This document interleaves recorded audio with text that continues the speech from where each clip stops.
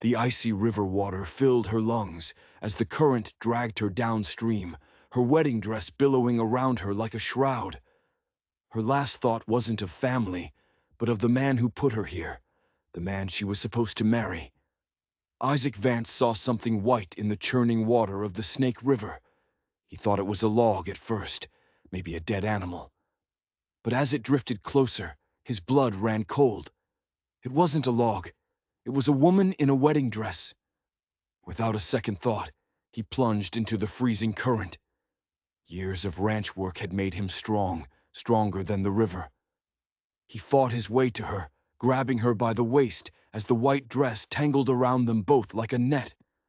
He dragged her to the muddy bank, his own lungs burning. He pushed on her back until water spilled from her mouth. For a terrible second, he thought he was too late. Then she coughed, a ragged, hacking sound. Her eyes fluttered open. They were the color of violets, dazed and confused. A nasty bruise was already forming on her cheek. "You're all right now," Isaac said, his voice rough. "I've got you." She tried to speak, but only coughed again. "I'll keep you safe now," he soothed, wrapping his heavy duster around her shivering body. Her eyes widened for just a moment before she slipped back into unconsciousness. Isaac lifted her into his arms. She was light as a feather, even with the waterlogged dress. He carried her to his horse, a woman who was supposed to be a bride. But he had no idea she was running from the same family that had destroyed his own life. He rode slow, one arm wrapped tight around her waist. His cabin wasn't much, just a single room in the foothills, but it was warm, and right now, warmth was the only thing that mattered. He laid her on his bed and built the fire up high. Her wedding dress was soaked through, a death sentence in this cold. He hesitated but knew what he had to do. He carefully removed the outer layers of the dress, leaving her in her chemise, and covered her with every blanket he owned. It was almost midnight when she finally woke up. "Where am I?" she whispered, her voice raw. "My cabin," Isaac said, keeping a respectful distance. "I pulled you from the river." Her eyes widened as memory returned, her hand flying to her bruised cheek. "I'm Isaac Vance," he told her. "Lucinda Morgan," she replied. "Though I suppose I'm not a Morgan anymore." She told him the story. An arranged marriage to a man named Gerald Wright, a man whose family owned half the territory. A man she discovered was only marrying her for her father's shipping connections. "When I confronted him on the bridge to the church," she said, her voice hollow, "he struck me. I tried to run. We struggled. And I fell." Isaac's jaw clenched.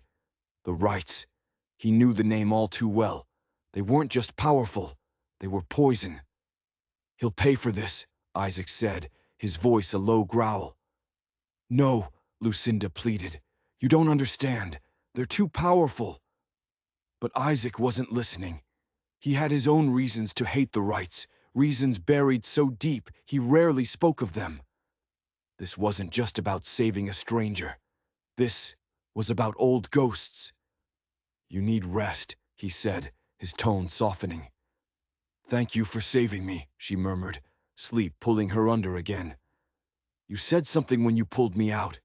What was it?" Isaac gave a small smile.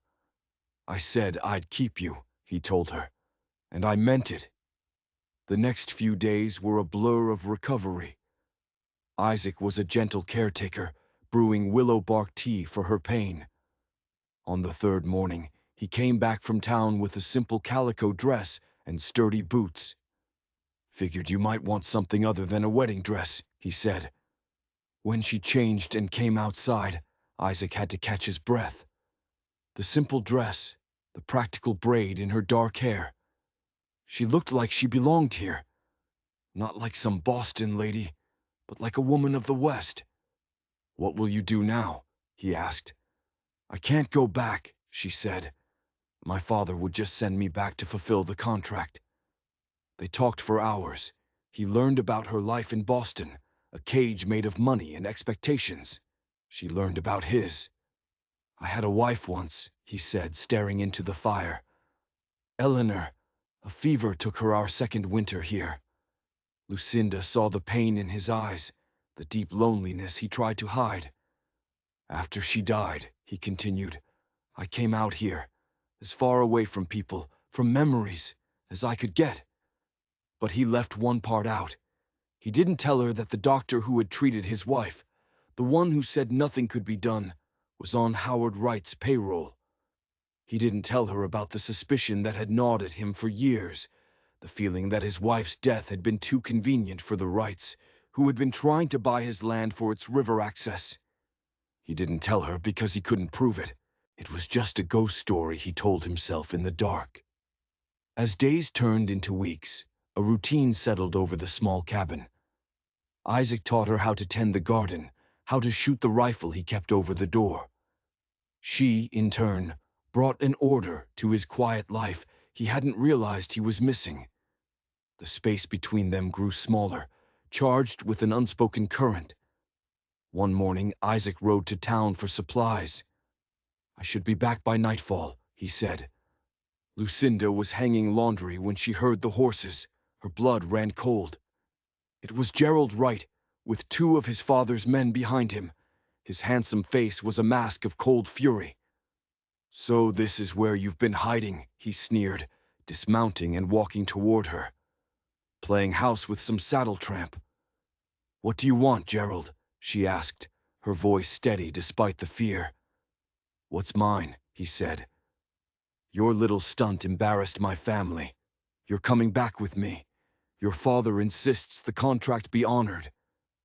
"I'm not your property," she shot back, backing away. "Actually," Gerald said with a cruel smile, "according to the contract, you are." He lunged for her, but a voice cut through the air like a whip crack. "I wouldn't do that if I were you, right?" Isaac sat on his horse at the edge of the clearing, his rifle leveled directly at Gerald's chest. "This doesn't concern you, Vance," Gerald snapped. "The woman is my betrothed." "The woman has a name," Isaac replied, his voice dangerously calm. "And she's not going anywhere." Gerald looked from the rifle to Isaac's cold eyes and made a decision. He mounted his horse, his face twisted with rage. "This isn't over," he spat. "My father will ruin you, and I will have what's mine." As they rode away, Lucinda felt her legs give out. Isaac was there in an instant, holding her. "He's right," she trembled. "This isn't over." Isaac's face was grim. "Then we'll have to find a way to end it." That night, a storm rolled in, trapping them in the cabin as thunder shook the mountains. "There's only one way to break a marriage contract," Isaac said slowly, his eyes locked on hers. "And that's with another marriage." Lucinda's breath hitched. "A marriage of convenience," he clarified, though the look in his eyes said something else entirely. "On paper only. To protect you. We can have it annulled later." She looked at this kind, honorable man who had saved her, who was willing to make enemies of the most powerful family in the territory for her. And she realized with a jolt that the thought of being his wife, even just on paper, wasn't a sacrifice. It was a comfort. "It wouldn't be just for show to me, Isaac," she confessed, her voice barely a whisper. "I've come to care for you." The admission hung in the air between them. Isaac stood and pulled her to her feet. "Lucinda Morgan," he said, his voice thick with emotion. "Will you do me the honor of becoming my wife? In truth?" "Yes," she breathed, and his lips met hers as lightning lit up the cabin. The next morning, they rode for Medicine Bow to find a preacher. But Howard Wright, Gerald's father, was waiting for them. "Heard you two were looking to get married," the old man said with a cold smile. "Funny thing, the preacher had to leave town suddenly. So did the judge." The threat was clear. The Wrights had blocked their path.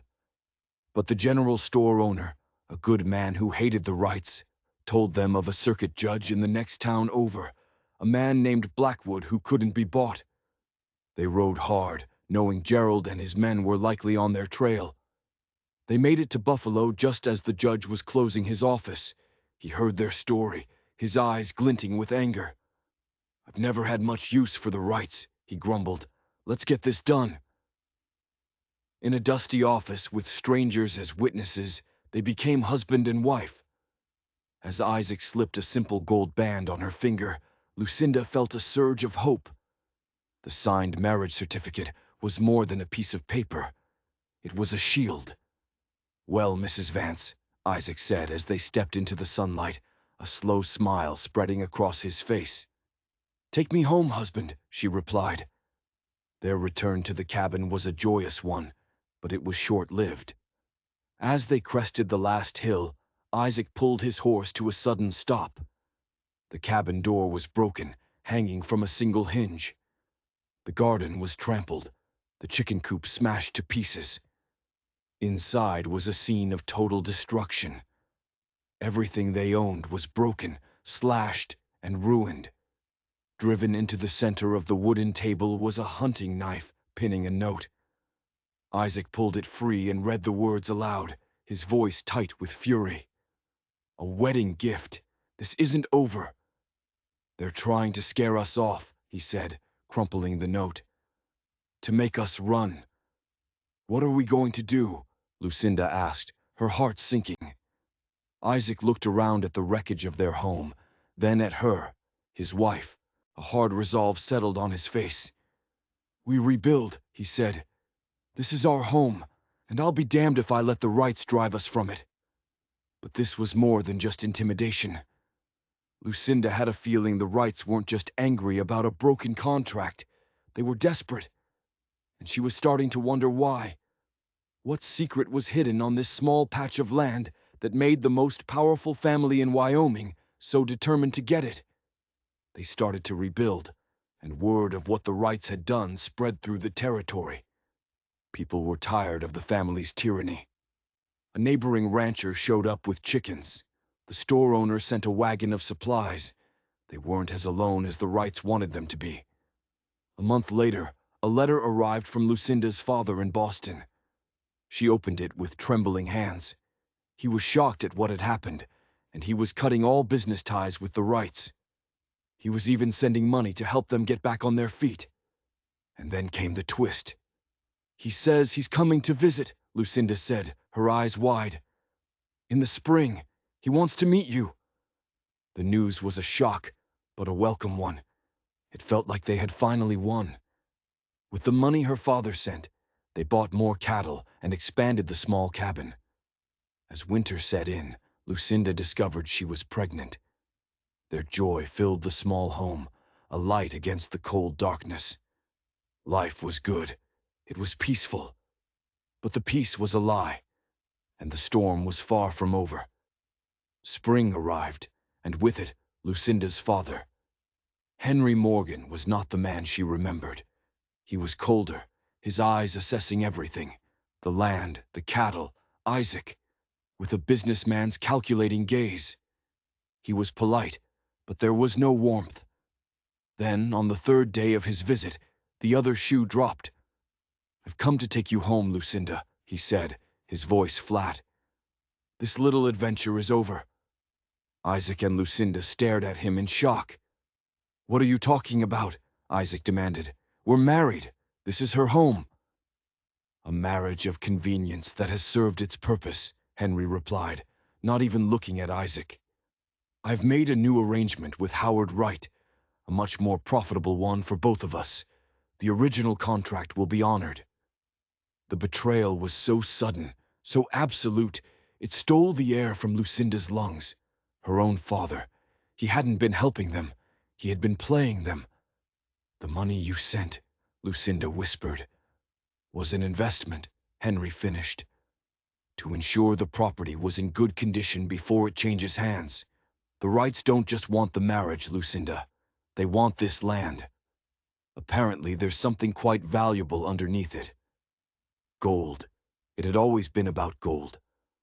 Isaac's old ranch, the one his late wife Eleanor had loved, was sitting on a fortune. And the Wrights, and her own father, had conspired to steal it. "You won't get away with this," Isaac snarled. Henry Morgan simply smiled. I already have. I've brought papers. A court order from a judge in Cheyenne, citing your financial instability and this unfortunate marriage. They've granted me temporary guardianship of my daughter and her assets, including this ranch. He had thought of everything.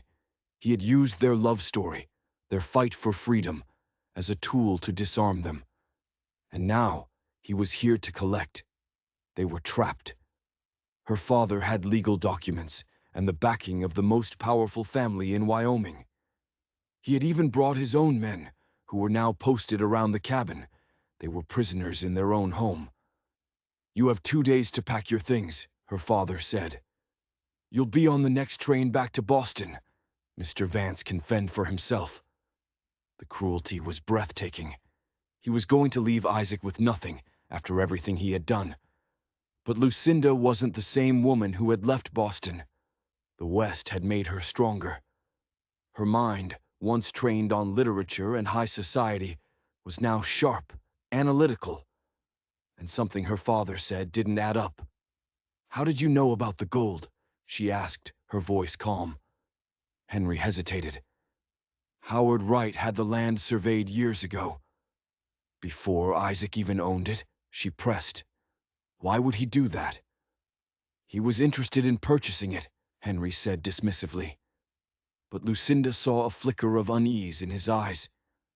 She thought back to what Isaac had told her about his first wife, Eleanor. How she died of a sudden fever. How the doctor had been on the Wrights' payroll. How they'd tried to buy the land right after she died. It wasn't just a suspicion anymore. It was a pattern. You didn't just conspire to steal this land, she said, her voice shaking with a terrible realization. You're covering up a murder. Henry Morgan's face went pale. Don't be ridiculous. Am I? Lucinda shot back, her mind racing. Eleanor Vance refused to sell this land. She loved it. So the Wrights had her killed. They made it look like a fever. But they couldn't get Isaac to sell either. He was too broken by grief. So they waited. They found another way. Me. The pieces all clicked into place. The arranged marriage wasn't just about shipping contracts. It was Plan B. Get a woman inside, marry her into the family, and gain control of the land through her. When she'd refused, they'd tried to kill her too. And now, her father was helping them finish the job. He was helping the men who had murdered an innocent woman and had tried to murder his own daughter. Suddenly, Isaac understood. The ghost story he'd been telling himself for years wasn't a story. It was the truth. The rage that filled him was cold and clear. He wasn't just fighting for his home and his wife anymore. He was fighting for Eleanor. But they were outgunned and outmaneuvered. Her father's men were everywhere. The next morning, Lucinda found Isaac in the small barn, cleaning his rifle. We can't fight our way out of this, she said softly. I know, he replied, not looking at her. But I won't let them take you. They won't, she said, her voice filled with a new, hard-edged certainty. Because they've made a mistake. They think I'm still a Boston lady. They don't know who I've become. She had a plan. It was desperate, a long shot, but it was all they had. She used the one thing her father and the Wrights had never considered a weapon: her mind. She started writing a letter, a long, detailed letter to Judge Jim Blackwood, the man who had married them. She laid out everything: the suspicious death of Eleanor Vance, the land surveys, the attempt on her own life, the forced contract, the conspiracy between her father and the Wrights. She included dates, names, details. She built a case on paper, just like a lawyer would. The problem was getting it to him.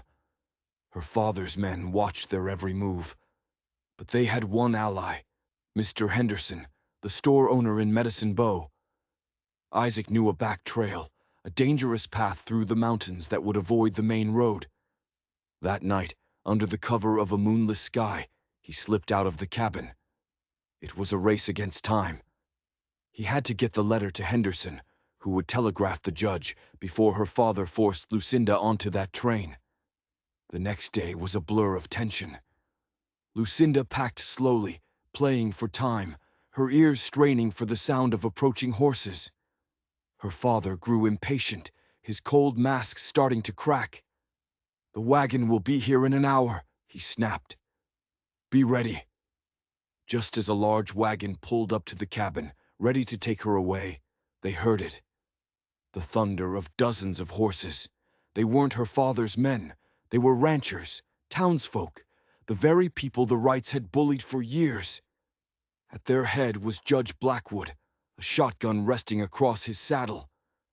And beside him, covered in dust but sitting tall, was Isaac. They had gotten the word out. The whole territory was rising up.